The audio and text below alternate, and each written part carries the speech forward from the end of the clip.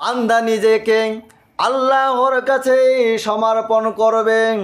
আল্লাহর প্রতি ঈমান আর তার বিধানের প্রতি আপত্তি একত্র হতে পারে না। রাসূলের প্রতি ঈমান আর তার আদর্শের উপর আপত্তি একত্র হতে পারে না। আল কোরআনের প্রতি ঈমান আর তার কোনো আয়াতের প্রতি আপত্তি একত্রিত হতে পারে না।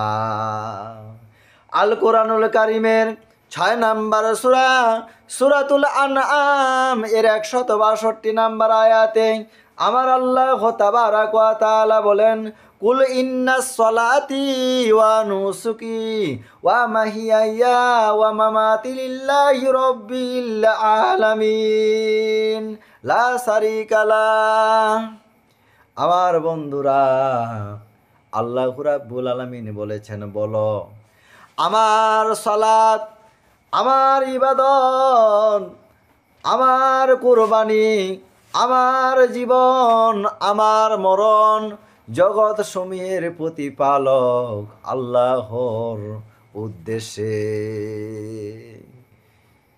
যত সালাত সব একমাত্র আল্লাহর উদ্দেশ্যে, যত রকমের ইবাদত সব আল্লাহর উদ্দেশ্যে।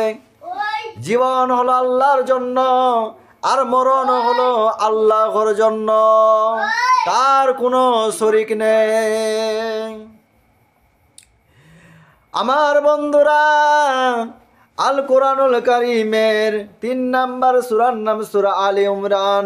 এই সূরা আলে ইমরানের 102 নম্বর আয়াতে আল্লাহ তাবারাক ওয়া তাআলা বলেন, ইয়া আইয়ুহাল্লাযীনা আমানুত্তাকুল্লাহ হাক্কা তুকাতিহি ওয়া লা তামুতুন্না ইল্লা ওয়া আনতুম মুসলিমুন।